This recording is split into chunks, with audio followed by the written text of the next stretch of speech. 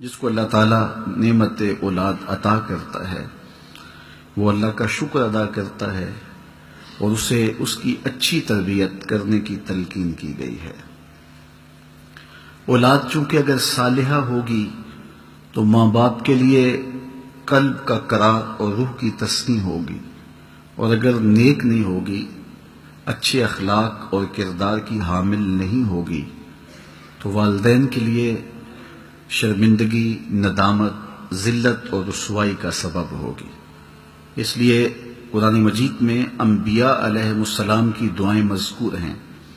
ان میں انہوں نے جب اللہ سے اولاد مانگی تو اولاد صالحہ مانگی کہ اللہ نیک اولاد ہمیں عطا کر دے، تو ہمیں بھی نیک اولاد اللہ سے طلب کرنی چاہیے، اور نیک اولاد طلب کرنے کے لیے باہمت اور با کردار اور با اخلاق اولاد طلب کرنے کے لیے کسی صالحہ خاتون سے نکاح کرنا چاہیے۔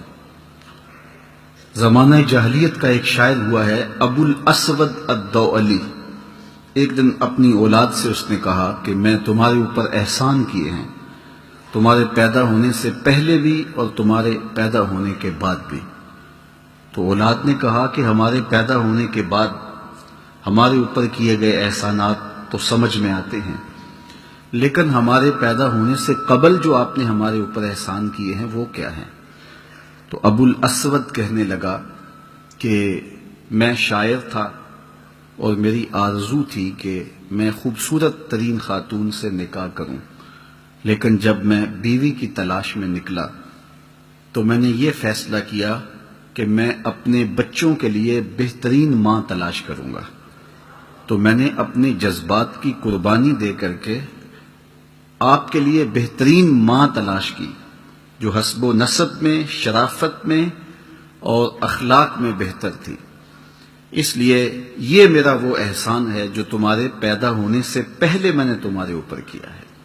آپ نے وہ واقعہ تو بارہا سنا ہے کہ حضرت عمر رضی اللہ تعالیٰ عنہ راتوں کو گشت کیا کرتے تھے، تو ایک دن ایک جھونپڑے کے قریب سے گزرے، ایک گھر کے پاس سے گزرے تو اندر سے آواز آ رہی تھی کہ بیٹی آج جانور نے دودھ کم دیا ہے تو تھوڑا سا پانی ملا لو۔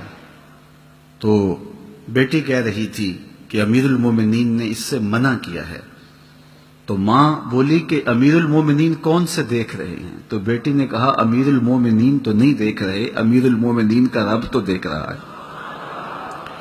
تو حضرت عمر رضی اللہ تعالیٰ عنہ نے جب سنا تو بہت متاثر ہوئے اور پھر اپنے بیٹے کے لیے اس لڑکی کا رشتہ طلب کیا، اور پھر جب نکاح ہوا تو اللہ نے حضرت عمر رضی اللہ تعالیٰ عنہ کے بیٹے کو اس بچی سے ایک بیٹی عطا کی، پھر اس بیٹی سے اللہ نے ایک بیٹا دیا جسے دنیا عمر بن عبدالعزیز کے نام سے جانتی ہے۔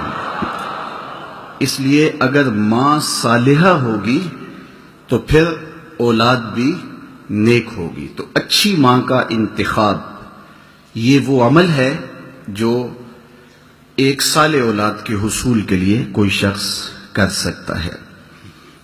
اس طرح اچھی مائیں اچھی اولاد کی تربیت کی ضمانت ہوتی ہیں۔ حضرت خواجہ قطب الدین بختیار کاکی علیہ رحمہ جب درس گاہ میں داخل ہوتے ہیں حفظ قرآن کے لیے تو استاد پڑھاتا ہے تو پورا پارہ پڑھ لیتے ہیں، پھر دوسرے پارے کی شروعات ہوتی ہیں تو زبانی پارہ سنا دیتے ہیں، یہاں تک کہ 14 پارے زبانی سنا دیتے ہیں۔ کہا کہ مجھے یہاں 15ویں پارے سے شروع کیجئے، تو استاد کہتا ہے کہ بیٹے جس درس گاہ سے 14 پارے حفظ کیے تھے وہیں سے بقیہ قرآن مجید کی تکمیل بھی کر لی ہوتی۔ تو فرمایا کہ میری ماں صرف 14 پاروں کی حافظہ تھی، اور صبح جب اٹھتی تھی تو قرآن مجید کی تلاوت شروع کر دیتی تھی، جب تک 14 پاروں کی تلاوت نہیں کرتی تھی اس وقت تک جو ہے وہ کوئی اور وظیفہ نہیں پڑھتی تھی۔ یہ مجھے 14 پارے ماں کی آغوش میں یاد ہو گئے۔ تو مائیں جب صالحہ ہوں تو پھر اس کا نتیجہ اچھا ہوتا ہے۔ تو اچھی ماں کا انتخاب کرنا یہ پہلی سیڑھی ہے اولاد کی تربیت۔